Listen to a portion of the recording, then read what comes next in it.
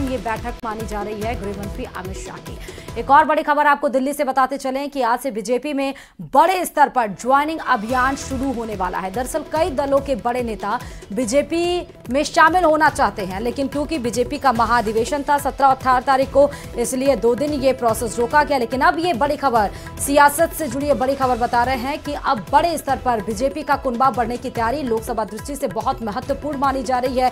कई जो नेता बीजेपी के संपर्क में हैं, उन पार्टियों में एसपी भी है, यानी कि समाजवादी पार्टी, बहुजन समाज पार्टी है, कांग्रेस है और तमाम दलों के नेता बीजेपी के संपर्क में बताए जा रहे हैं। वर्तमान विधायक और सांसद भी बीजेपी के संपर्क में हैं। पार्टी की ज्वाइनिंग कमेटी जल्द ही उन पर फैसला लेकर पार्टी में शामिल कराएगी, क्योंकि पार्टी को यह भी देखना है कि उनके ज्वाइनिंग के बाद ऐसा ना हो कि पार्टी के अंदर कोई डैमेज हो जाए। इस खबर पर हमारे साथ दिल्ली से पवन गौड़ जुड़े हुए हैं, हमारे संवाददाता। पवन, पार्टी अपने कुनबे को बढ़ाने के लिए कभी भी उस दिन का ऐलान कर सकती है, क्या अहम जानकारी? देखिए, जाहिर तौर पर जिस तरह से चूंकि अब लोकसभा चुनाव की घोषणा में बहुत ज्यादा वक्त बचा नहीं है, तो ऐसे में बीजेपी अपना कुनबा बढ़ाने में लगी हुई है। लगातार आपने देखा होगा कि पिछले कुछ दिनों में कई सारे बड़े नाम जो हैं वो बीजेपी में शामिल हुए हैं और कई सारे बड़े नामों की खबर जो है वो बीजेपी में शामिल होने को लेकर चल रही है।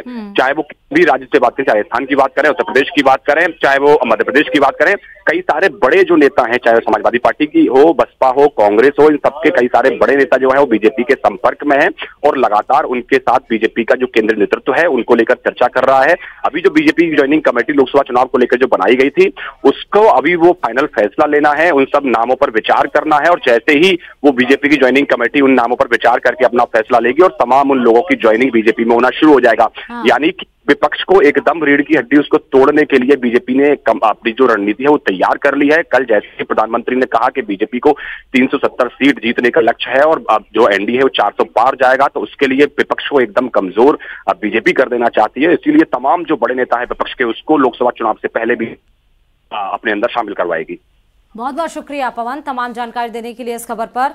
तो आपको बता दें कि बड़े स्तर पर बीजेपी में ज्वाइनिंग हो सकती है। तमाम वर्तमान के जो विधायक हैं, जो सांसद हैं अलग अलग पार्टियों के पूरे भारत में, वो बीजेपी का दामन थामना चाहते हैं। बीजेपी का टारगेट है इस बार एनडीए 400 पार और बीजेपी 370। साथ ही वोटिंग परसेंट जो 1989 तक, अभी तक 2019 में 37.36% पाई गई थी, इस बार वोटिंग परसेंट को बढ़ाने पर भी बीजेपी का फुल फोकस है।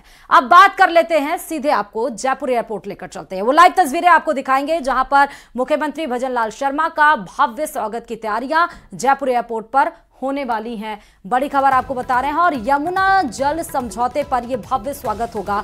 दरअसल सीकर, चूरू, झुंझुनू के कार्यकर्ता एयरपोर्ट पर मौजूद हैं। मुख्यमंत्री के भव्य स्वागत को लेकर दिल्ली से जयपुर आ रहे हैं मुख्यमंत्री भजनलाल शर्मा, विशेष विमान से ये दौरा कर रहे हैं। और साथ ही आपको बता दें, क्योंकि यमुना जल पर सुप्रीम कोर्ट का ये फैसला आया है, जो कि दक्षिण हरियाणा से राजस्थान को ये पानी दिया जाएगा यमुना से, और इस पानी को राजस्थान स्टोर करेगा पीने के पानी के लिए। हालांकि पानी और सिंचाई के लिए राजस्थान की जनता, हमने देखा है कि किस तरह उन्हें दिक्कतों का सामना करना पड़ता है, लेकिन अब इस यमुना जल समझौते के बाद नहीं कोई समस्याओं का सामना करना पड़ेगा। हथनीकुंड बैराज से 3 जिलों को ये पानी मिलेगा, जिसमें सीकर है, चूरू और झुंझुनू को ये पानी मिलेगा।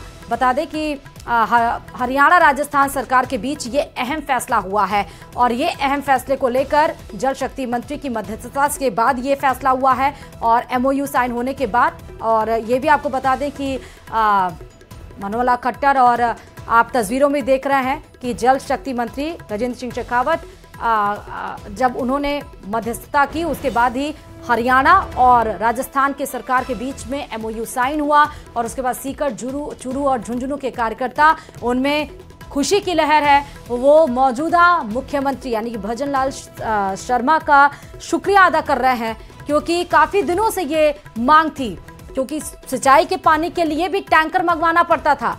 एक खेत में फसल के लिए भी जितना किसान के पास पैसा नहीं होता था, उससे ज्यादा उन्हें पैसा लगाना पड़ता था सिंचाई के लिए। पानी पीने के लिए उन्हें दूर सफर करना पड़ता था। और अब सीधे जयपुर से रोशन हमारे संवाददाता जुड़े हुए हैं। रोशन, कितनी देर